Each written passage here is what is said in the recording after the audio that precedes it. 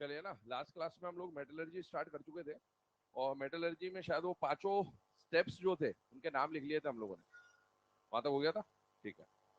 अब देखो 5 स्टेप हम लोगों ने जो लिखे थे उसमें क्या क्या स्टेप थे। पहला स्टेप जो हम लोगों ने लिखा था वो क्या था बेटा? Crushing, grinding, pulverisation. दूसरा स्टेप जो हम लोगों ने लिखा था वो था कंसंट्रेशन ऑफ ओर, मतलब जिसमें हम इम्प्योरिटी हटा रहे होंगे। तीसरा स्टेप हमने लिखा था कन्वर्जन इनटू ऑक्साइड। हर एक और को हम लोग किस में बदलेंगे? ऑक्साइड में, चाहे वो हैलाइड हो, कार्बोनेट हो, सल्फेट हो, सल्फाइड हो, हर किसी को ऑक्साइड में बदलेंगे। ऑक्साइड बदलने के बाद उसका हम लोग क्या कराएंगे? रिडक्शन। और रिडक्शन कराने के बाद फिर लास्ट में हम लोग क्या कराएंगे? रिफाइनिंग या फिर प्यूरिफिकेशन। ठीक। पहला स्टेप जो है वो है क्रशिंग, ग्राइंडिंग या फिर पल्वराइजेशन। याद करिए, क्रशिंग, ग्राइंडिंग, पल्वराइजेशन में आपको बोला था कि तीनों ही स्टेप में कुछ भी नया नहीं है, मतलब ये जो प्रोसेस है नहीं है, हर जगह लगेगा ही लगेगा। और क्रशिंग, ग्राइंडिंग, पल्वराइजेशन में आपको हर चीज को क्या कर देना? पीस देना है। क्योंकि आप जब अर्थ में से मेटल्स को निकालेंगे तो मेटल रॉक के फॉर्म में निकलेंगे, ठीक है, पत्थर के फॉर्म में, चट्टानों के फॉर्म में निकलेंगे। और उन मेटल में ओर और इम्प्योरिटी के अंदर पहले आपको उसको पीसना पड़ेगा। क्यों पीसना पड़ेगा? क्योंकि सरफेस एरिया बढ़ाना है, ताकि सरफेस एरिया बढ़ने से क्या हो जाएगा? रेट ऑफ रिएक्शन जो है वो बढ़ जाएगा। तो पहला स्टेप जो हम लोगों ने वहां पर लिखा था क्रशिंग, ग्राइंडिंग, पल्वराइजेशन, वो तो होना ही है, उसको तो आप बाय डिफॉल्ट मान के चलेंगे कि वो है ही हर जगह। दूसरा जो स्टेप हम लोगों ने लिखा था वो था कंसंट्रेशन ऑफ ओर। अब देखो, कंसंट्रेशन ऑफ ओर के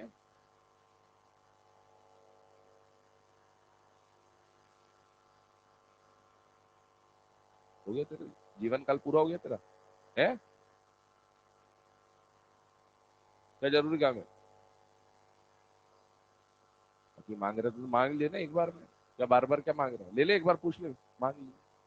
मांग मांग मांग ले एक बार, फिर बाद में मत मांगना, इसलिए बोल रहा हूँ। मांग लिया, हो गया काम पक्का, अब तो नहीं मांगेगा। सोच ले, तो दोबारा एंटीना तेरा उधर घुमा तो सोच लेना, नेटवर्क सिग्नल गायब हो जाएंगे हमेशा के लिए। Concentration of ore. अगला लिखेंगे ड्रेसिंग, या फिर इसी को क्या बोलते हैं बेटा? बेनिफेक्शन या बेनिफिकेशन, दोनों नाम है इसके। तो बेनिफेक्शन ऑफ ओर, ठीक है। सबसे पहले कंसंट्रेशन ऑफ ओर, ड्रेसिंग या बेनिफिकेशन ऑफ ओर के ऊपर हम लोग बात कर रहे हैं कि इसके अंदर क्या होता है। नाम को जरा समझने की कोशिश करते हैं। मैंने आपको पिछली क्लास में थोड़ा सा हिंट भी दिया था इसमें कि वो जो पाउडर्ड फॉर्म आएगा, उस पाउडर्ड फॉर्म में ओर के पार्टिकल भी होते हैं और इंप्योरिटी के पार्टिकल भी होते हैं। तो इस प्रोसेस के अंदर हमको इंप्योरिटी के पार्टिकल्स क्या करने हैं? हटाने। और इंप्योरिटी के पार्टिकल जब आप हटाओगे तो ऐसा नहीं कि इसमें सारी इंप्योरिटी हट जाएगी, कुछ इंप्योरिटी बचेगी, जो कि लास्ट में 5वां स्टेप जब हम पढ़ेंगे रिफाइनिंग, वहां पर भी हम हटाएंगे। लेकिन हाँ, मेजोरिटी ऑफ द इंप्योरिटी को हम यहां से हटाना चाहते हैं। जब आप इंप्योरिटी हटाओगे तो मेटल की ओर का परसेंटेज आपको बढ़ता हुआ दिखेगा। तो पहले ओर और इंप्योरिटी में मान लो 50% ओर था, 50% इंप्योरिटी था, और इस 50% इंप्योरिटी में से आपने कुछ इंप्योरिटी हटा दी, तो अब ऐसा लगेगा कि टोटल अब जो बचा हुआ है वो 100% बनेगा, और उस 100% में ओर का परसेंटेज ऑटोमेटिकली बढ़ जाएगा। ठीक है। तो अगर ओर का परसेंटेज बढ़ रहा है तो हम लोग क्या बोलेंगे? ओर का क्या हो गया है? कंसंट्रेशन।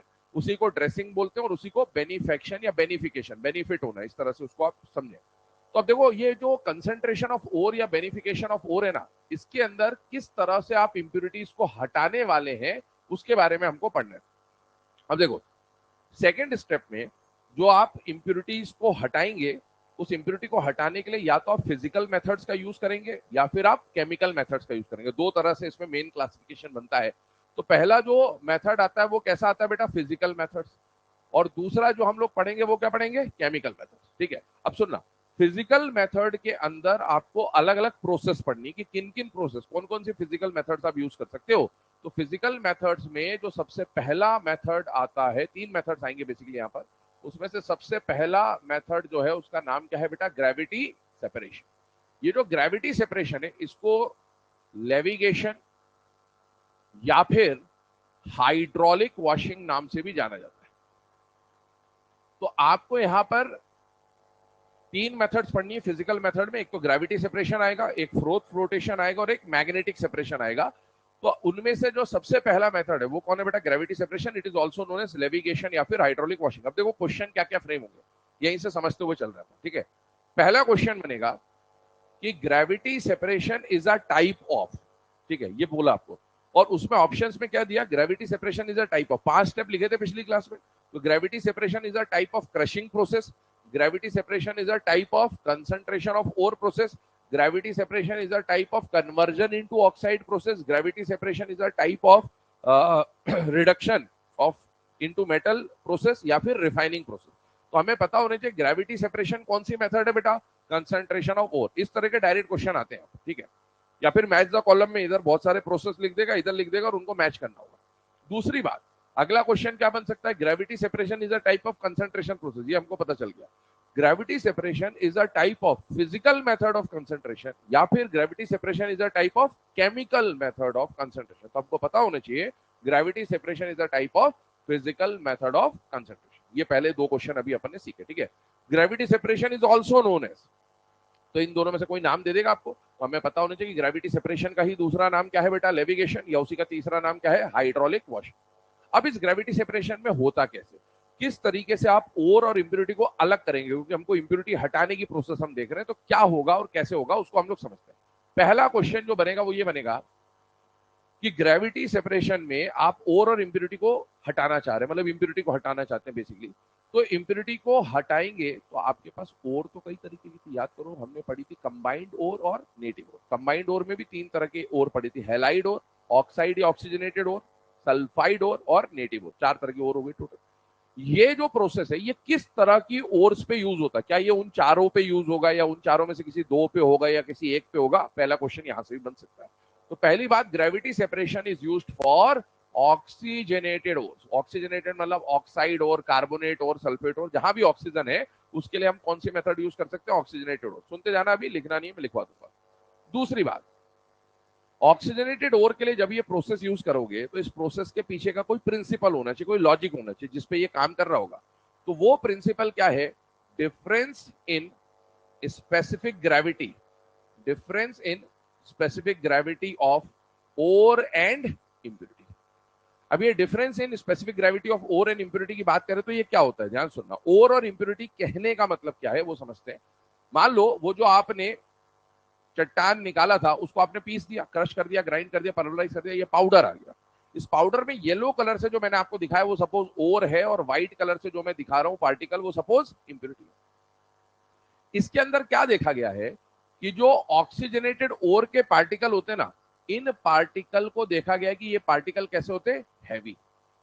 और जो इंप्योरिटी पार्टिकल है ना, व्हाइट कलर के जो पार्टिकल है वो कैसे होते हैं बेटा, लाइट।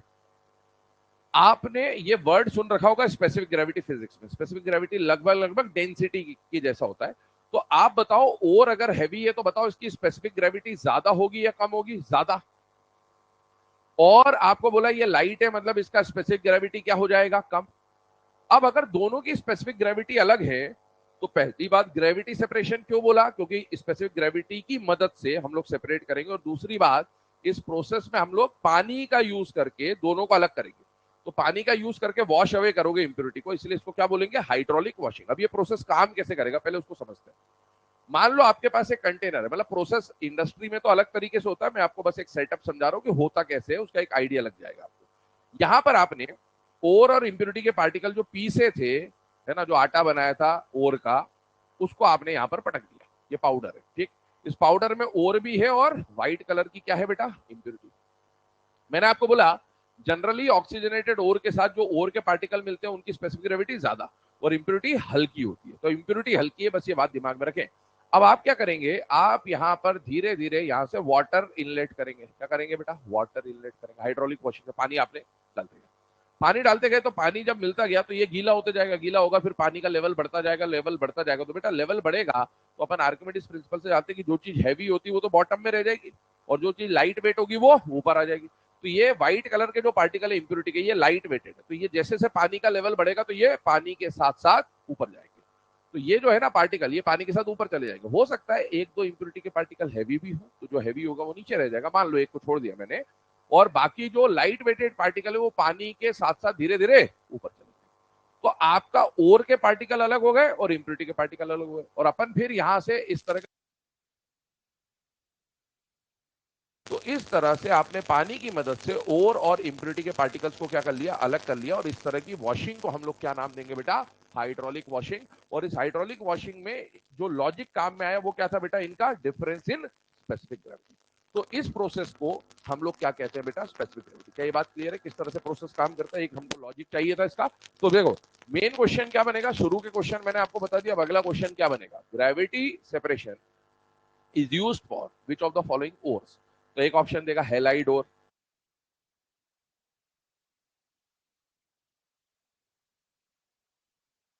सेपरेशन या levigation method is difference in specific,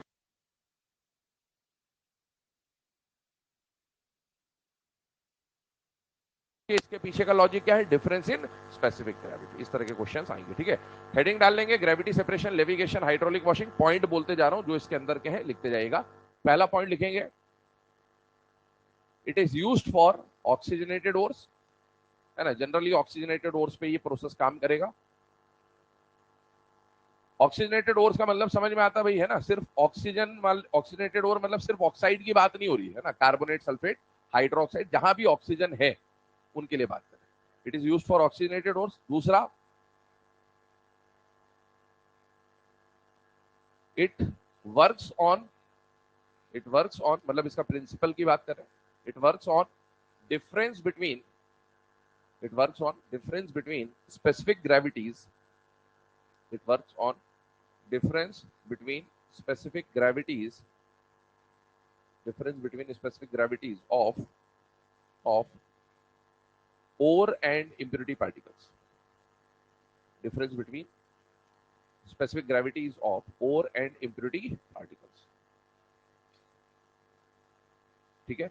अब ओर और इम्प्योरिटी में हमें पता होना चाहिए किसकी स्पेसिफिक ग्रेविटी ज्यादा है, किसकी स्पेसिफिक ग्रेविटी कम है। तो ये आप अलग से मेंशन कर लेना कि ओर की स्पेसिफिक ग्रेविटी ज्यादा है, इम्प्योरिटी की स्पेसिफिक ग्रेविटी कम है। बाई चांस यहाँ से भी पूछ ले कि भाई स्पेसिफिक ग्रेविटी में डिफरेंस तो है, लेकिन ज्यादा किसकी और कम किसकी, तो हमें पता होना चाहिए कि ओर हैवी होती है यहाँ पर और इम्प्योरिटीज हल्की होती है।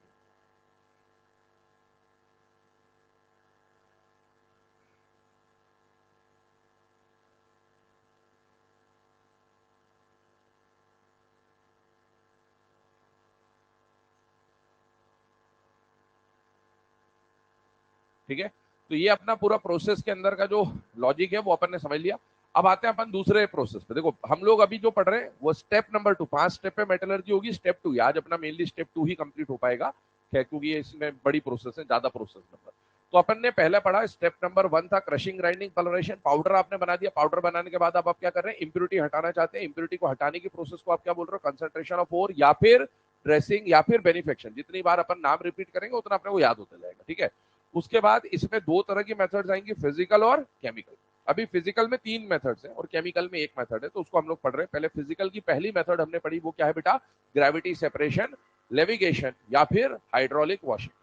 लेविगेशन का मतलब समझते हैं, लेविटेट करना, वो जादूगर ऐसा हवा में लटका देते किसी को, लेटा के चद्दर डाल के ऊपर, आत्मा जैसे ना ऐसे। तो लेविगेशन, ये पानी के ऊपर ये जो इम्प्योरिटी ये हवा में लटक रहा है, इस तरह से इसको मानेंगे ना। अब आइए अगले प्रोसेस पे आते हैं, मैग्नेटिक सॉरी, जो हमने अभी पहला पढ़ा ग्रेविटी सेपरेशन, उसके बाद सेकंड नंबर पे आता है बेटा फ्रोथ फ्लोटेशन। फ्रोथ फ्लोटेशन, अब ये फ्रोथ फ्लोटेशन का प्रोसेस क्या है, पहली बात तो पहला क्वेश्चन यही बनेगा जो मैंने आपसे पूछा था, froth flotation is a type of crushing process, concentration process, reduction process, refining process. तो हमें पता होना चाहिए it is a type of concentration process. दूसरी बात, whether it is a physical method of concentration या chemical method of concentration, physical method of concentration, ठीक। तीसरा क्वेश्चन, जैसे आपने ग्रेविटी सेपरेशन किसके लिए यूज करा था, ऑक्सीजनेटेड ओर्स के लिए, this froth flotation method is used for sulphide ores, very important, ठीक है।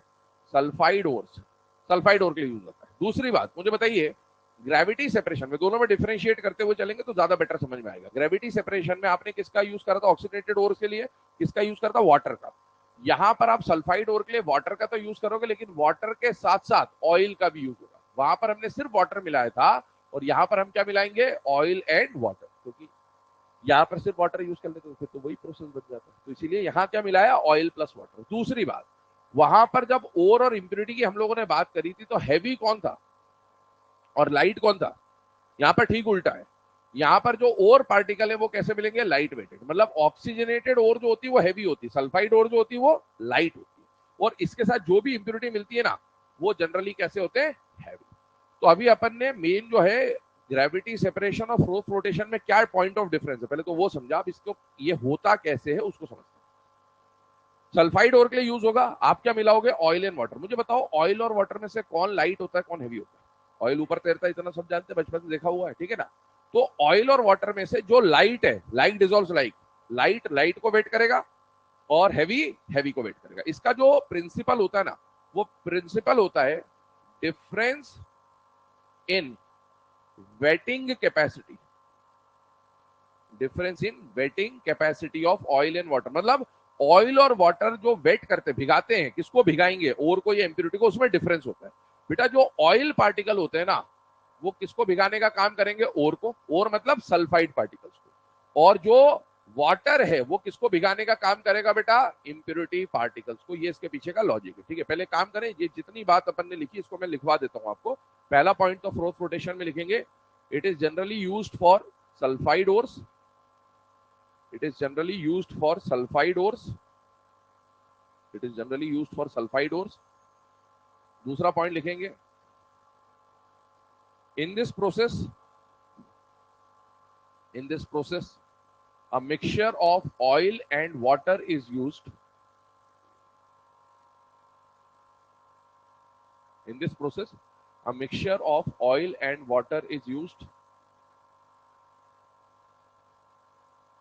in this process a mixture of oil and water is used। तो स्टॉप, आगे लाइन चेंज करें। The principle behind the process is, the principle behind the process is, the principle behind the process is difference in wetting capacities, the principle behind the process is difference in wetting capacities of, difference in wetting capacities of oil and water, difference in wetting capacities of oil and water। ठीक है, क्या है difference between waiting capacity of oil and water, उसके ऊपर बात कर लेते हैं। ये बात अब आप लिख लो, खुद लिख लोगे। क्या लिखोगे कि भाई ऑयल किसको वेट करेगा, ओर पार्टिकल को या सल्फाइड पार्टिकल को, और वाटर किसको वेट करेगा, इम्प्योरिटी को। इसको आप मेंशन कर दो।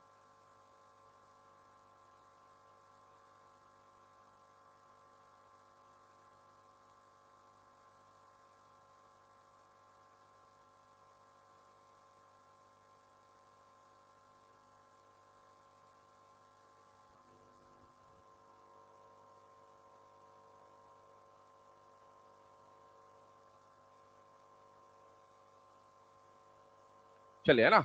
अब यहाँ पर बात करते हैं, जो फ्रोथ रोटेशन की अपन बात कर रहे हैं, इसमें शुरुआत में क्या होगा, कैसे होगा, वो तो अपन ने डिस्कस करा। अब ये प्रोसेस काम कैसे करता है, तो आइए उसको समझते हैं। जैसे पीछे हमने ग्रेविटी सेपरेशन का ये डायग्राम से समझा था, वैसे ही हम यहाँ पर फ्रोथ रोटेशन को भी डायग्राम से मैं समझा दे रहा हूँ कि कैसे ये प्रोसेस काम करता है, ताकि एक बार फील आ जाए कि भाई क्या है इसमें। देखो, आपने जमीन में से कोई सल्फाइड ओर निकाला, है ना, और रॉक के फॉर्म में मिला। पहले आपने उसको पहला स्टेप लगाया, क्रशिंग, ग्राइंडिंग, पल्वराइजेशन। आपने क्या बना दिया, उसका पाउडर। उस पाउडर को आपने सपोज इस कंटेनर में डाल दिया। इसमें जो ये येलो कलर के पार्टिकल दिख रहे हैं, सपोज ये सल्फाइड के पार्टिकल है, और जो व्हाइट कलर के पार्टिकल दिख रहे हैं, सपोज ये इंप्योरिटी के पार्टिकल है। अब ओर और इंप्योरिटी के पार्टिकल तो है ना मिक्सचर में या उस पाउडर में मिक्स है। अब आपको क्या करना है कि उस इंप्योरिटी को अलग करना है और ओर के पार्टिकल को अलग करना है किसी ना किसी तरीके से। सारी इंप्योरिटी नहीं हटेगी कभी भी, ध्यान रखना। अभी सेकंड स्टेप पे चल रहा है, सारी इंप्योरिटी पांचवें स्टेप पे हटेगी रिफाइनिंग में, और रिफाइनिंग में भी सारी इंप्योरिटी नहीं हटती है। कोई भी चीज 100% प्योर कभी भी नहीं होती, थोड़ा बहुत इंप्योरिटी उसमें रह पाई है, ठीक है। पर ठीक है, अपन मैक्सिमम इंप्योरिटी हटाने की कोशिश करें। अब आपने क्या करा, इसके अंदर आपने मिला दिया ऑयल प्लस वाटर। ऑयल किसके आसपास जाके लेयर बना लेगा बेटा, ये लाइट पार्टिकल, लाइट पार्टिकल है ना, मतलब जो ओर के पार्टिकल है येलो कलर के, इसके आसपास कौन चला गया, ऑयल। और जो वाटर है वो किसके आसपास चला गया, इसके आसपास। क्योंकि इनमें से जो ये बेसिकली हाइड्रोफिलिक और हाइड्रोफोबिक का कॉन्सेप्ट है। एक्चुअल में ये जो ओर के पार्टिकल है ना, ओर के पार्टिकल ये हाइड्रोफोबिक होते हैं, तो पानी इसके आसपास जाता ही नहीं, हाइड्रोफोबिक है, वाटर से दूर भागते, फोबिया है उसको। और जो इंप्योरिटी पार्टिकल है वो हाइड्रोफिलिक है, तो इसीलिए वाटर इसी के पास जाता है, इसके पास जाता ही नहीं। अब क्या हुआ, जैसे ये हुआ तो इसके पास यहां पर एक आपके पास रोटर है, रोटेटर है। घर में वो मक्खन निकालते हैं, तो बस वही प्रोसेस है उसमें। आप देखो, आप वो दही छाछ वो लिया, ऐसे फेंटते फेंटते क्रीम ऊपर आ जाती, ऑयल वाला जो पार्ट है, फैट वाला ऊपर आ जाता, और बाकी सब जो वो छाछ है वो नीचे रह जाता, इस तरीके से।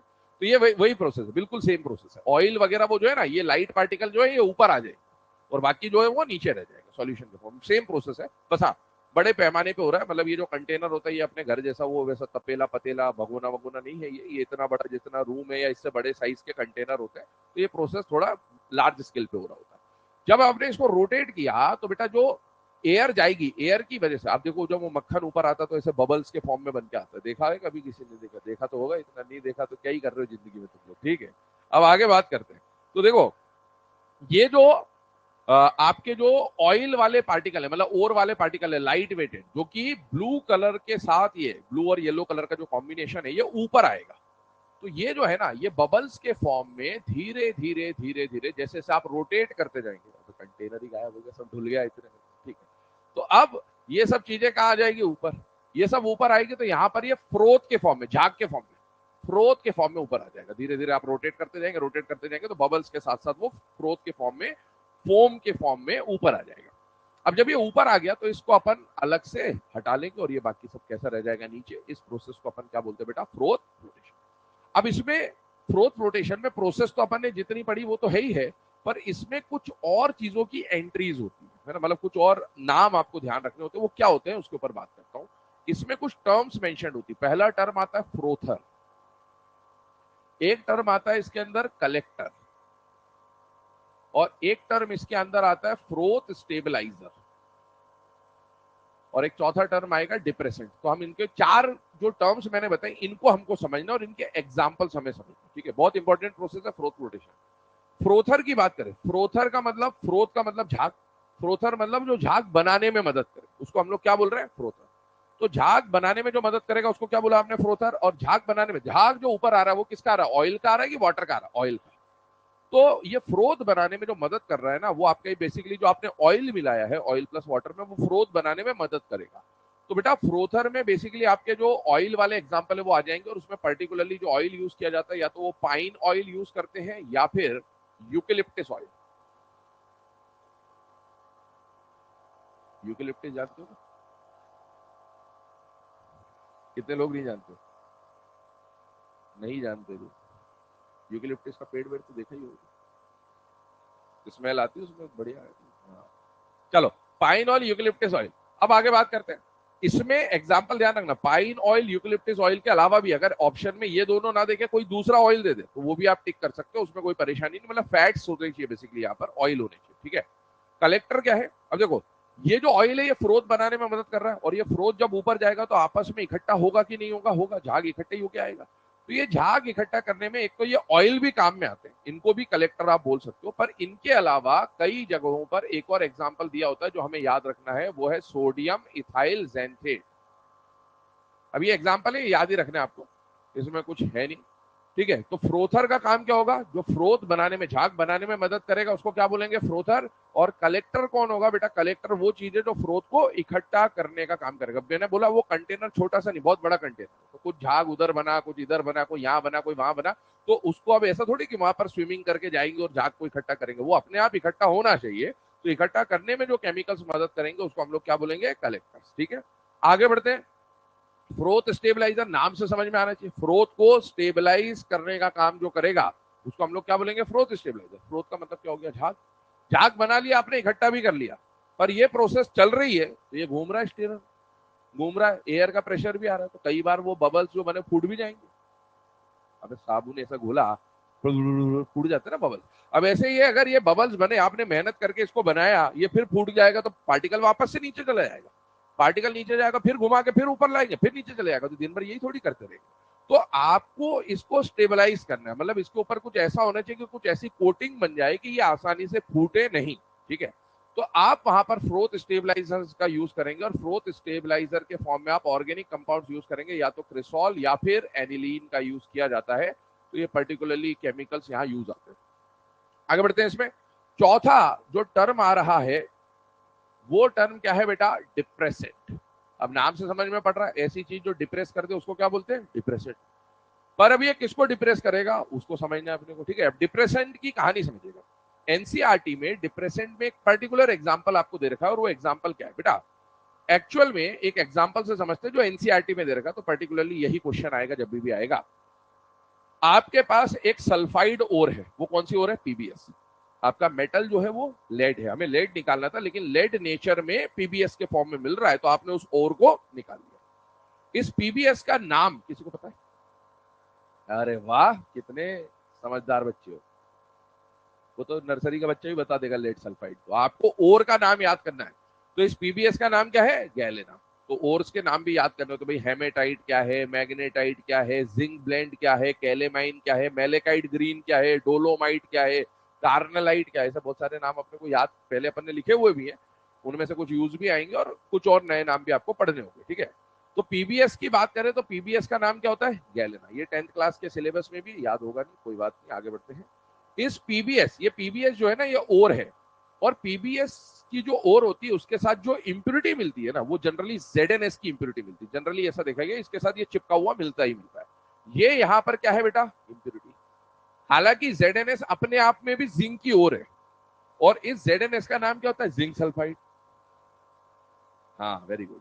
इसका नाम होता है जिंक ब्लेंड, ठीक है। तो ये नाम अपने को याद भी करने जो मैं लिख रहा हूं। तो पीबीएस का नाम गैलेना, मैच द कॉलम आ गया डायरेक्टली, व्हाट इज गैलेना। अब अपने को पता है तो पता, वरना बेबस लाचार है ना, ऐसे ही रह जाओगे। तो अभी ध्यान सुनो, पीबीएस का मतलब क्या है? गैलेना। जिंक ब्लेंड का मतलब क्या है? ZnS। इसमें से ये ओर है और ये इंप्योरिटी है। पर एक बात बताओ, ओर जो है, ओर के साथ कौन चिपकेगा? ऑयल। और इंप्योरिटी के साथ ऑयल जाके एक्चुअल में ओर से नहीं चिपक रहा था, ऑयल तो जाके किससे चिपक रहा था? सल्फाइड। क्योंकि ओर किसकी थी? सल्फाइड। अभी तो यहाँ भी सल्फाइड है, यहाँ भी सल्फाइड है। अब जब ऑयल जाएगा तो ऑयल को ये थोड़ी पता कि ये ओर वाला सल्फाइड है या ये इंप्योरिटी वाला सल्फाइड। उसने देखा सल्फाइड है, तो सल्फाइड के आसपास उसने कोटिंग बनाई और ऊपर लेके चला गया। जब वो सल्फाइड को ऊपर ले गया तो ये भी ऊपर चला जाएगा और ये भी ऊपर चला जाएगा। तो अपन को तो सेपरेट करना था, उल्टा तो ये दोनों साथ में चले जाएंगे, ठीक है। ये एक पर्टिकुलर केस है, बाकी हर जगह ऐसा नहीं होता, पर हाँ, बाकी जगह सल्फाइड की ओर होती है और इंप्योरिटी कुछ और होगी, लेकिन इसमें ऐसा केस होता है। तो इसमें हमें एक पर्टिकुलर स्पेशल प्रोसेस लगानी पड़ती है जिसमें हम डिप्रेसेंट का यूज करें। अब ओर और इंप्योरिटी अगर दोनों ऊपर जा रहा है तो अपन सेपरेट नहीं कर पाएंगे। तो सेपरेट करने के लिए हम कोई ऐसा केमिकल यहां पर मिलाएंगे जो ओर के तो झाग को बनने दे, लेकिन इंप्योरिटी के झाग बनने से रोक दे, डिप्रेस कर दे, सप्रेस कर दे उसको। तो हम लोग यहां पर किसकी बात कर रहे हैं बेटा? डिप्रेसेंट की। अब वो डिप्रेसेंट कौन होता है? ध्यान सुनना, इस प्रोसेस में जो आप डिप्रेसेंट यूज करेंगे वो होता है सोडियम साइनाइड। सोडियम साइनाइड का यूज क्यों किया? एक बहुत इंपॉर्टेंट बात बोल रहा हूं, और ये आगे चैप्टर में भी काम आएगी कई जगहों पर। आप यहाँ पर NaCN हो, KCN हो, आपको साइनाइड से मतलब, किससे मतलब है? साइनाइड। कोई सा भी साइनाइड होगा, जनरली NaCN लिखा होता है। साइनाइड जो है, कोऑर्डिनेशन केमिस्ट्री याद करो, क्या COCN strong crystal field ligand होते हैं कि नहीं होते? साइनाइड याद करो, उस सीरीज साइनाइड देने को मजबूर हो जाएंगे। तो वहां साइनाइड जो है वो सबसे स्ट्रॉन्गेस्ट लिगेंड में से एक होता है ना, मतलब सेकंड नंबर पे आ जाता है ऑर्डर में। बेटा ये स्ट्रॉन्ग लिगेंड है।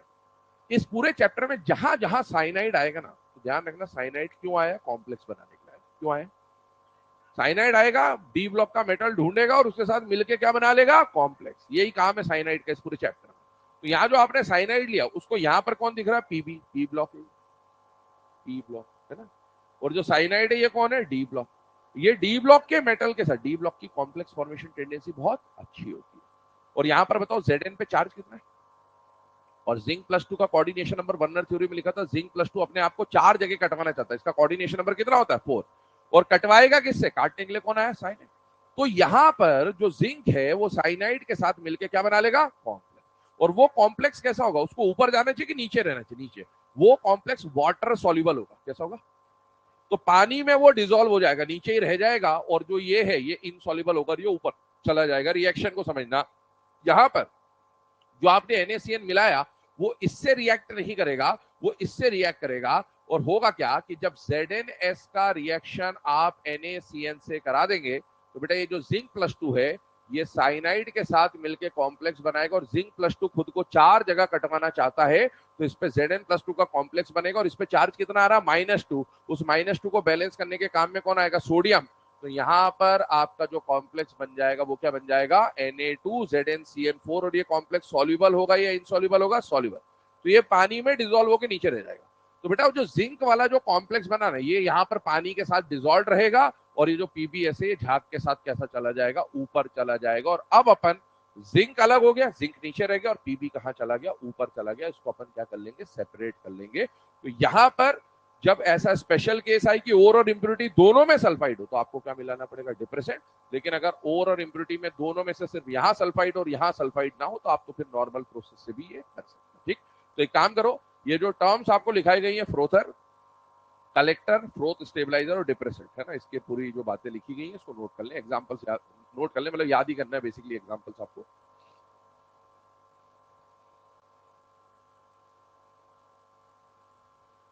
डिप्रेसेंट वाली कहानी में चाहो तो खुद के हिसाब से मेंशन भी कर लेना कि भाई NaCN है तो NaCN डी ब्लॉक के साथ मिलकर कॉम्प्लेक्स बना लेगा, डी ब्लॉक में वहां Zn दिख रहा है आपको तो इसलिए वो कॉम्प्लेक्स बना लेगा। कॉम्प्लेक्स कैसा है? सॉल्युबल।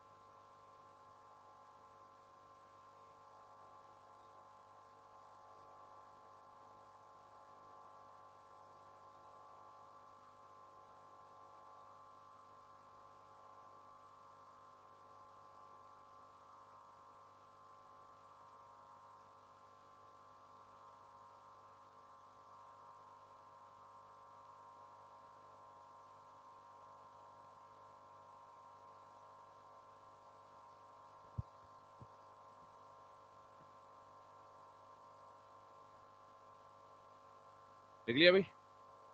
चलिए ना। तो ये जो चारों है ना इसमें नाम आ रहे हैं आपके सामने या टर्म्स आ रही है, इनके बारे में जानकारी होनी चाहिए। अब देखो यहाँ पर दो फिजिकल मेथड ऑफ कंसंट्रेशन हम लोगों ने पढ़ ली है। अब आते तीसरे फिजिकल मेथड ऑफ कंसंट्रेशन पे जिसका नाम है बेटा मैग्नेटिक सेपरेशन। पहला पढ़ा हमने ग्रेविटी सेपरेशन, दूसरा पढ़ा हमने फ्रोथ फ्लोटेशन, और तीसरा कौन सा आ रहा है बेटा? Magnetic separation. सिंपल सा प्रोसेस है मैग्नेटिक सेपरेशन। अब क्या होता है मैग्नेटिक सेपरेशन पे, आइए उसके ऊपर बात कर लेते हैं हम लोग। बेसिकली मैग्नेटिक सेपरेशन में नाम से समझ में आ रहा है कि सेपरेट करने के लिए जिस प्रॉपर्टी का आप यूज करेंगे, जैसे ग्रेविटी सेपरेशन में आपने स्पेसिफिक ग्रेविटी का यूज करा, फ्रोथ फ्लोटेशन पे आपने डिफरेंस इन वेटिंग कैपेसिटी का यूज किया, वैसे यहां पर आप किसका यूज करोगे? मैग्नेटिक प्रॉपर्टी का। होगा क्या, आपके पास जो ओर है और इंप्योरिटी है, ओर में से और इंप्योरिटी में से कोई एक मैग्नेटिक होना चाहिए जो मैग्नेटिक फील्ड में अट्रैक्ट हो, और कोई दूसरा नॉन मैग्नेटिक। तो आप मैग्नेटिक और नॉन मैग्नेटिक चीज में से, दोनों में से कोई एक मैग्नेटिक हो कोई दूसरा नॉन मैग्नेटिक हो, तब जाके आप किसका यूज कर सकते हो? Magnetic separation. हाँ, दोनों ही मैग्नेटिक हुए या दोनों ही नॉन मैग्नेटिक हुए तब आप इसका यूज नहीं कर पाओगे क्योंकि सेपरेशन नहीं हो पाएगा। अब देखो पहले तो अपन बात करते हैं कि ये प्रोसेस का पीछे का जो लॉजिक है, लिखवा भी देता हूं, पहले लिख लो फिर डायग्राम समझाता हूं कैसे होता है एक्चुअल में प्रोसेस। लिखिएगा, this process is used this process is used when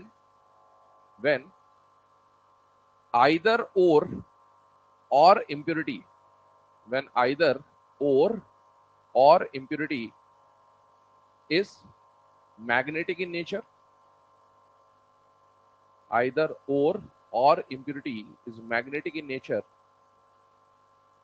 and the other is non-magnetic, and the other is non-magnetic. This process is used when either ore or impurity is magnetic in nature and the other is non-magnetic. ठीक है, इसका मतलब क्या? ओर या impurity में से कोई एक मैग्नेटिक होना चाहिए और दूसरा क्या होना चाहिए? Non magnetic. पहली बात तो ये समझो, ठीक है। अगला पॉइंट लिखो, in this process separation is done on the basis of magnetic nature. In this process, the separation is done on the basis of magnetic nature.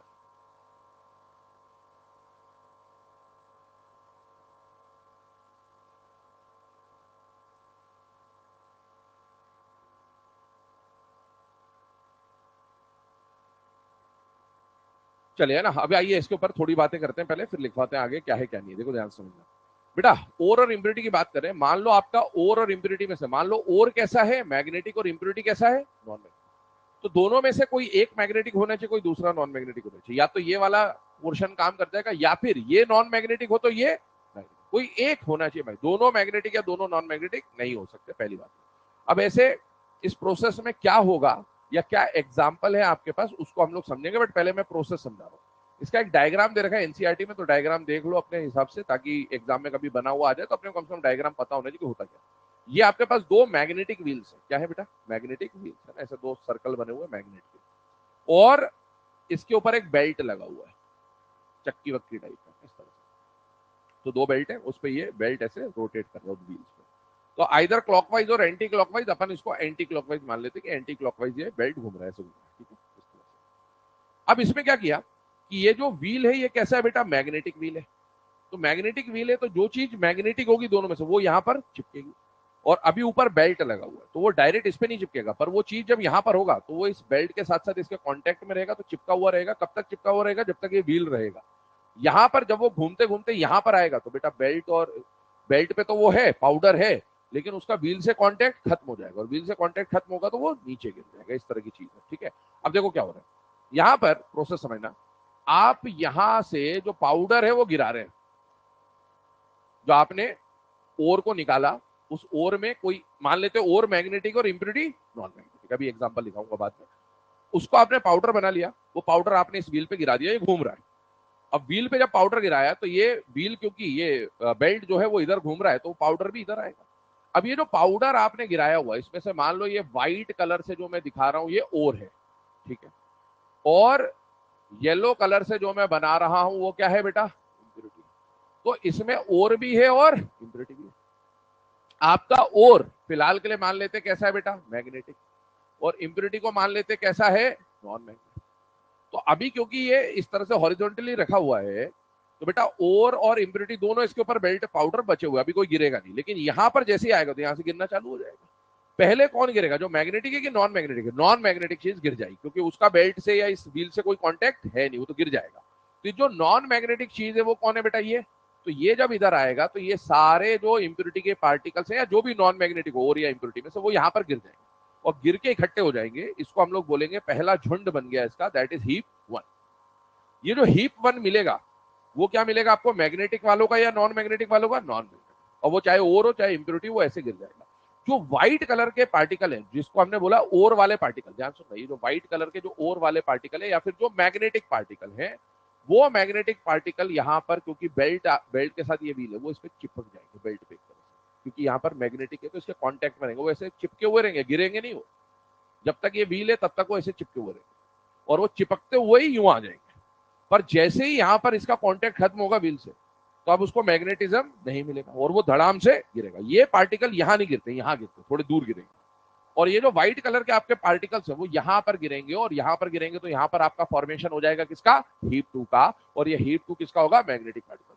तो नॉन मैग्नेटिक पार्टिकल थोड़े पहले गिर जाते हैं और मैग्नेटिक पार्टिकल व्हील के साथ साथ आगे आते हैं, और आगे आके जहां पर व्हील का कांटेक्ट खत्म होगा बेल्ट से, वहां पर गिरेंगे। तो इस तरह से आपके नॉन मैग्नेटिक और मैग्नेटिक चीजों को हम लोग क्या कर लेते हैं, सेपरेट कर लेते हैं, और इसी फिनोमिना को क्या बोला जाता है, मैग्नेटिक सेपरेशन, ठीक है। तो अब ये जो प्रोसेस बताया गया, ये प्रोसेस कहाँ यूज करोगे, तो ऐसी जगह यूज करोगे जहां पर कोई एक मैग्नेटिक हो कोई एक नॉन मैग्नेटिक हो। सर हम कैसे पहचानेंगे, ध्यान सुन लेना, और या इम्प्योरिटी में से किसी एक में आयरन हो और किसी दूसरे में आयरन ना हो, तो आपको ये प्रोसेस लगा देनी, ये समझ लो, सिंपल सी बात है। एग्जाम्पल की बात कर लेता हूं, ध्यान से सुनना। मैंने आपको बोला SnO2, ये एक ओर है, और इस ओर का नाम होता है टिन स्टोन। क्या नाम होता है बेटा, टिन का स्टोन है, टिन स्टोन होता है, या फिर इसका एक और नाम है कैसेटेराइट। क्या नाम है इसका, कैसेटेराइट। ये आपका ओर है, और इस ओर के साथ, टिन के इस ओर के साथ जो इंप्योरिटी मिलती है ना, वो इंप्योरिटी मिलती है FeWO4 की। किसकी मिलती है बेटा, FeWO4। FeWO4 को बोलते हैं वोल्फ्रामाइट। क्या बोलते हैं बेटा, वोल्फ्रामाइट। तो आप मुझे बताओ, और ये इंप्योरिटी है, इसके साथ ये मिलता है इंप्योरिटी में। तो आप मुझे बताओ, ओर के अंदर तो आयरन नहीं है, लेकिन इंप्योरिटी के अंदर आयरन है, तो ये वाला पार्ट कैसा होगा, मैग्नेटिक, और ये कैसा होगा, नॉन। तो आप यहां पर क्या मैग्नेटिक सेपरेशन लगा सकते हो, बिल्कुल लगा सकते हो। दूसरा जो प्रोसेस है या दूसरा जो एग्जांपल आप याद रख सकते हैं, उसमें अगर मैं बात करूं तो याद करो, अभी कुछ दिन पहले हमने K2Cr2O7 का डाइक्रोमेट का प्रिपरेशन देखा था, और KMnO4 और K2Cr2O7 का प्रिपरेशन उनके ओर से हुआ था। Mn का जो ओर था वो कौन सा था, पायरोल्यूसाइड, और K2Cr2O7 के लिए जो ओर लिया था वो क्या था, क्रोमाइट। तो ये FeCr2O4 जो है ये क्रोमाइट ओर है। और मुझे बताओ, इस क्रोमाइट ओर में आयरन है कि नहीं है बेटा, है। तो ये आपका मैग्नेटिक, और इस ओर के साथ जनरली जो इंप्योरिटी मिलती है ना, वो इंप्योरिटी किसकी मिलती है, SiO2। और ये SiO2 को अपन जानते हैं क्या बोलते हैं बेटा, सिलिका। और ये क्या है बेटा यहाँ पर, इम्प्योरिटी। इसके अंदर आयरन नहीं है, इसके अंदर आयरन है, तो इसको अपन सेपरेट कर सकते हैं by using magnetic separation. Note कर लें इन दोनों एग्जाम्पल्स। डायग्राम अगर बनाना होगा तो बना लीजिएगा, एनसीईआरटी में वैसे दे रखा है, बट ठीक है। सिग्निफिकेंस क्या है, किस तरह से काम करता है, वो अपन ने समझ लिया।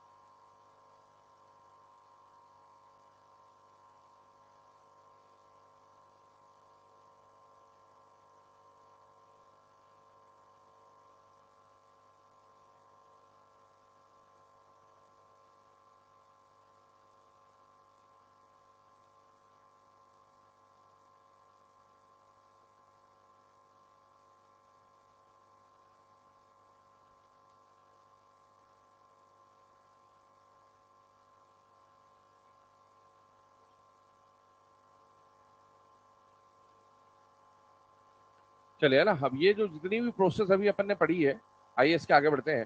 देखो, एक मैंने आपको बोला था कि पहला स्टेप अपना कौन सा हो जाता है बेटा, क्रशिंग, ग्राइंडिंग, पल्वराइजेशन। दूसरा स्टेप जो आता है वो कौन सा आता है बेटा, कंसंट्रेशन ऑफ ओर। अब देखो, कंसंट्रेशन ऑफ ओर में मैं यहाँ पर एक फ्लो चार्ट के फॉर्म में बना रहा हूँ, क्योंकि अपन सबके फ्लो चार्ट बना लेंगे तो याद करना आसान रहता है कंपेरेटिवली। कंसंट्रेशन ऑफ ओर में अपने पास कितनी मेथड्स आ जाएंगी बेटा, दो तरह की मेथड्स आएंगी। पहला, कंसंट्रेशन ऑफ ओर में आपके पास कैसे मेथड्स आएंगे, फिजिकल मेथड्स ऑफ कंसंट्रेशन। और दूसरा कैसा आ जाएगा बेटा, केमिकल मेथड्स ऑफ कंसंट्रेशन। अब देखो बताओ, फिजिकल मेथड ऑफ कंसंट्रेशन में अपने कितनी तरह की प्रोसेस पढ़ी, तीन। पहला प्रोसेस अपन ने कौन सा पढ़ा बेटा, ग्रेविटी सेपरेशन। सुनते आना, समझते आना इसको। दूसरा अपन ने इसके अंदर जो पढ़ा वो क्या पढ़ा बेटा, फ्रोथ फ्लोटेशन। और तीसरा अभी जो हम लोगों ने पढ़ा वो क्या था बेटा, मैग्नेटिक सेपरेशन। अब मुझे बताओ, ग्रेविटी सेपरेशन, फ्रोथ फ्लोटेशन और मैग्नेटिक सेपरेशन, सबसे पहली बात, कौन सा प्रोसेस किस टाइप के ओर के लिए यूज हो जाएगा। तो मतलब ग्रेविटी सेपरेशन अपन किसके लिए यूज करेंगे, ऑक्सीजनेटेड ओर्स के लिए। इसके पीछे का जो प्रिंसिपल ऑफ वर्किंग था उसमें बताओ, ओर और इंप्योरिटी में से कौन हैवी और कौन लाइट था बेटा। ये पार्टिकल कैसा होगा, हैवी। हैवी कहने का मतलब स्पेसिफिक ग्रेविटी ज्यादा, और इसका मतलब क्या हो गया, ये लाइट हो गया, मतलब इसका स्पेसिफिक ग्रेविटी कम। इसके पीछे प्रिंसिपल क्या था बेटा, difference in specific gravities of ore and impurity. वो नहीं लिख रहा हूं, बस इतना समझ में आ जाएगा, डिफरेंस इन स्पेसिफिक ग्रेविटी। क्या ग्रेविटी सेपरेशन के और भी कुछ नाम थे, हाँ। इसके और दूसरे नाम क्या थे, लेविगेशन या फिर हाइड्रोलिक वॉशिंग। अब ये चीजें अपने को पता होनी चाहिए। तो ये आपका पहला स्टेप कंप्लीट हो गया। इस तरह से अपन याद रखेंगे तो याद करना आसान है। फ्रोथ फ्लोटेशन पे आते हैं। फ्रोथ फ्लोटेशन की कहानी को समझते हैं, आइए ध्यान से देखिएगा। फ्रोथ फ्लोटेशन में क्या था, तो पहली बात, this process is used for sulphide ores, ठीक है। इसके अंदर हम लोगों ने पढ़ा था कि सल्फाइड ओर और इंप्योरिटी में से जो ओर पार्टिकल है जनरली वो कैसे मिलेंगे, लाइट, और ये क्या मिलेंगे, हैवी। इसमें आपने क्या चीजें मिलाई थी, ऑयल प्लस वाटर। ऑयल किसको वेट करेगा, ओर को, और ये किसको वेट करेगा, इंप्योरिटी को। और इसके पीछे का जो लॉजिक था वो था difference in waiting capacity. Difference in waiting capacity. है ना, ओर और उसके लिए। अब इसमें अपन ने frother, collector, froth, stabiliser, depressant ऐसे 4 नाम पड़े, वो आपको पता होने चाहिए, और आपके पास आप बनाओ तो आप यहाँ नीचे लिख भी सकते हो, फॉर एग्जाम्पल लिखना होता है। ठीक है, आइए अगले पे चलते हैं। अगला केस कौन सा आ रहा है बेटा, मैग्नेटिक सेपरेशन। मैग्नेटिक सेपरेशन कब यूज करेंगे, जब ओर या फिर इंप्योरिटी में से any one is magnetic and other is non magnetic, यही इसका प्रिंसिपल है। और अब इसके एग्जाम्पल अगर आपको लिखने हो तो आप एग्जाम्पल यहाँ पर लिख लेंगे। तो ये बेसिकली अपना फिजिकल मेथड ऑफ कंसंट्रेशन यहाँ पर कंप्लीट होता है। ठीक है, अब इधर देखो ध्यान से, केमिकल मेथड में जब बात करेंगे तो केमिकल मेथड ऑफ, है ना, जो कंसंट्रेशन है उसके अंदर एक ही प्रोसेस आती है, मतलब एक ही मेथड आती है, और उसका नाम क्या है, लीचिंग। सुनते जाओ अभी, क्या नाम है उसका, लीचिंग। अब पहली बात ये आएगी कि जैसे ये हमने पढ़ा कि ऑक्सीजनेटेड ओर के लिए, सल्फाइड ओर के लिए और मैग्नेटिक और नॉन मैग्नेटिक ओर के लिए ये प्रोसेस लीचिंग किसके लिए यूज होगा, तो leaching is applicable for 3 metals, that is aluminium, silver and gold. सुनते आना मेरी बात, किस किस के लिए यूज होगा, एल्यूमिनियम, सिल्वर, गोल्ड। याद करो पिछली क्लास में मैंने बोला था आपको मेटलर्जी 6 मेटल्स के बारे में पढ़ना है। वो 6 मेटल कौन कौन से थे, सीक्वेंस याद करो, sodium, aluminium, iron, copper, silver, gold. उनमें से एल्यूमिनियम, सिल्वर और गोल्ड के लिए आप कौन सी प्रोसेस यूज करोगे, लीचिंग। सुनते हैं ना, अब इन तीनों के लिए जब आप लीचिंग यूज करोगे तो इन तीनों में से एल्यूमिनियम के लिए लीचिंग की जो कहानी है वो एक अलग होगी, और सिल्वर और गोल्ड के लिए जो लीचिंग की कहानी है वो एक जैसी होगी। तो अब यहां पर अभी मैं केमिकल मेथड पढ़ाऊंगा आपको डिटेल में। तो लीचिंग में 3 मेटल्स के लिए लीचिंग लगेगी, एल्यूमिनियम, सिल्वर, गोल्ड। लीचिंग क्या होता है क्या नहीं होता, सब डिस्कस करता हूं अभी।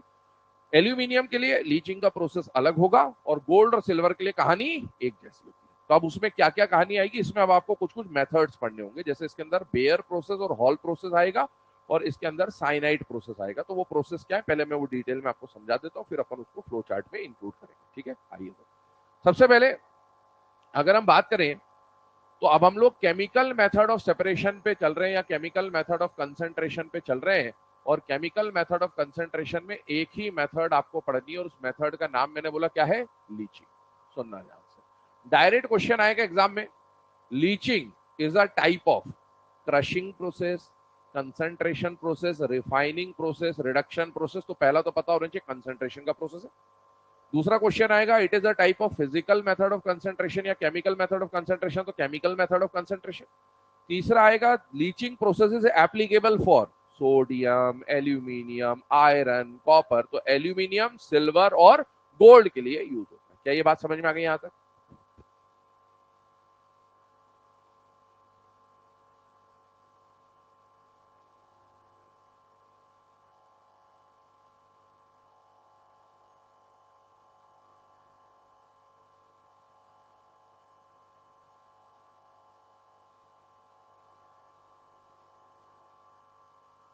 अब आइए इधर लीचिंग की बात करें तो लीचिंग पहली बात, वो जो 6 मेटल्स होते हैं उनमें से किस किस के लिए एप्लीकेबल होगा, एल्यूमिनियम, सिल्वर और gold.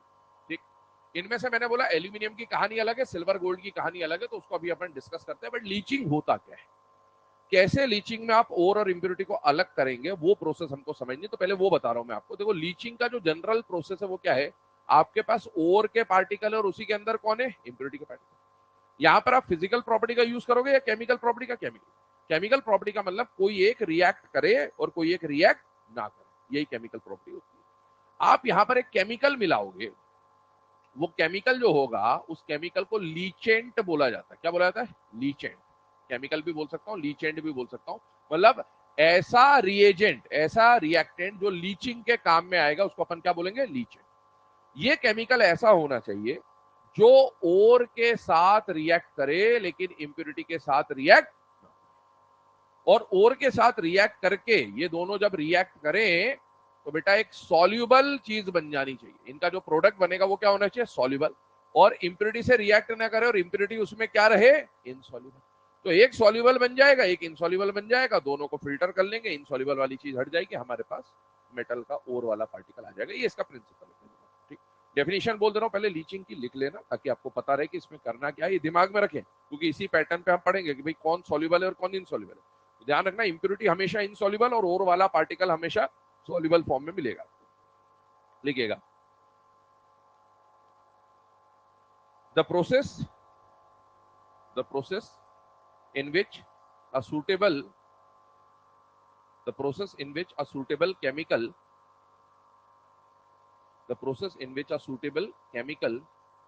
is added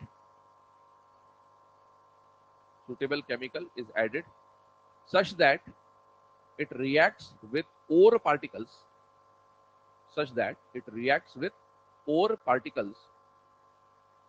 to form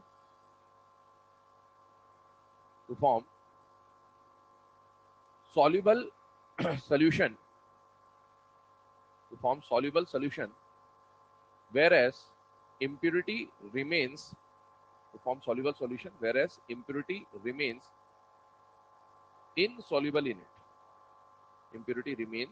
insoluble in it. The process in which a suitable chemical is used so that it reacts with ore particle to form a soluble solution whereas impurity remains insoluble in it. ठीक है, तो ये अपना principal हो गया कि भाई ये प्रोसेस किस तरह से काम करेगा। अब सुनना मेरी बात ध्यान से, इनमें इस प्रोसेस में मैंने बोला एल्यूमिनियम सिल्वर गोल्ड के लिए आपको पढ़ना, तो पहले हम लोग किसके लिए पढ़ रहे हैं बेटा? एल्यूमिनियम के लिए पढ़ रहे हैं। अब एल्यूमिनियम की कहानी क्या है, आइए उसको समझते हैं। तो एल्यूमिनियम की जो कहानी है ना, उसको मैं स्टार्ट करता हूं यहां पर। एल्यूमिनियम जो है उसके लिए जो प्रिंसिपल ओर आपको पढ़ना होता है, एल्यूमिनियम का जो प्रिंसिपल ओर आपको पढ़ना होता है वो होता है बॉक्साइट। क्या नाम है? अब एक और बात याद करना, याद करो पिछली क्लास में हमने टाइप्स ऑफ ओर्स जब पढ़े थे तो मैंने आपको कंबाइंड ओर और नेटिव ओर पढ़ाया था। उसमें मैंने बोलता एस ब्लॉक वाले हैलाइड ओर के फॉर्म में मिलते हैं, बाकी एल्यूमिनियम से एसएन तक आपको ऑक्साइड ओर के फॉर्म में मिलते हैं। आप देखो यहाँ पर पीछे वाले एग्जाम्पल में, क्या एसएन आपको यहाँ पर ऑक्साइड ओर के फॉर्म में मिला है कि नहीं मिला? मिला है। और एल्यूमिनियम जो अभी हम यूज करेंगे ना, वो एल्यूमिनियम भी आपको कौन से फॉर्म में मिलेगा? ऑक्साइड ओर के फॉर्म में मिलने वाला। ठीक है, तो आइए बात करते हैं सबसे पहले किसके बारे में बेटा? एल्यूमिनियम के बारे में। तो एल्यूमिनियम की कहानी क्या है, आइए उसको देखते हैं। एल्यूमिनियम का जो प्रिंसिपल ओर होता है, मेन ओर होता है, उसका नाम होता है बॉक्साइट। क्या नाम होता है बेटा? बॉक्साइट। और बॉक्साइट का जो फॉर्मूला है वो है Al2O3, मतलब एल्यूमिनियम का ऑक्साइड हो रही है तो Al2O3 डॉट XH2O या 2H2O भी लिखते हैं, 2 होता है एक्स का वैल्यू मेनली आपका। तो Al2O3 dot 2H2O is the bauxite ore. आप चाहो तो एक्स के बदले 2 लिख लेना, ये लिख लेना x इक्वल टू 2। ठीक, Al2O3 डॉट XH2O। और इसके ये जो ओर मिला है ना बॉक्साइट आपको, ये मेन ओर है एल्यूमिनियम का। इस बॉक्साइट ओर को दो टाइप में डिवाइड किया गया। बॉक्साइट दो तरह के मिलते हैं, एक मिलता है रेड बॉक्साइट और एक मिलता है व्हाइट बॉक्साइट। समझते हैं? तो आपके पास दो तरह के बॉक्साइट है, रेड और white. Red bauxite, white bauxite. अब है तो दोनों बॉक्साइट, तो दोनों के अंदर Al2O3.2H2O तो होगा ही होगा, लेकिन Al2O3.2H2O के अलावा इसके अंदर कुछ ना कुछ डिफरेंस होगा, तभी तो इसको अपन ने रेड और व्हाइट नाम दिया। तो बेसिकली ये इनके अपीयरेंस के ऊपर, ये रेड कलर का दिखता है और वो व्हाइट कलर का दिखता है। ध्यान सुनो, इसके अंदर Al2O3.2H2O तो है ही है, इसके अंदर भी Al2O3.2H2O तो है ही है, क्योंकि ये तो बॉक्साइट है। पर इसके साथ जो इंप्योरिटी मिलती है ना, उसकी वजह से डिफरेंस है। इसके अंदर इंप्योरिटी आपको मिलती है आयरन ऑक्साइड की। कौन सी इंप्योरिटी मिलती है? Iron oxide. और इसके अंदर जो इंप्योरिटी मिलती है वो सिलिका की मिलती है। किसकी इंप्योरिटी मिलती है बेटा? सिलिका। ध्यान सुनना, ये आपका ओर है और ये यहाँ पर इंप्योरिटी। इंप्योरिटी में और भी इंप्योरिटीज होती हैं, बट जो मेजर इंप्योरिटी है यहाँ पर, मेन इंप्योरिटी है, वो कौन है बेटा? Iron oxide. ठीक है, यहाँ पर ये आपका ओर है और इसके साथ इंप्योरिटी यहाँ पर भी बहुत सारी होंगी, पर इसके अंदर जो मेजर इंप्योरिटी होती है वो कौन होती है बेटा? सिलिका। अब पहली बात तो ये जो रेड और व्हाइट बॉक्साइड का हमने क्लासिफिकेशन लिखा है, इसको पहले आप नोट डाउन करो, फिर आगे बात करें।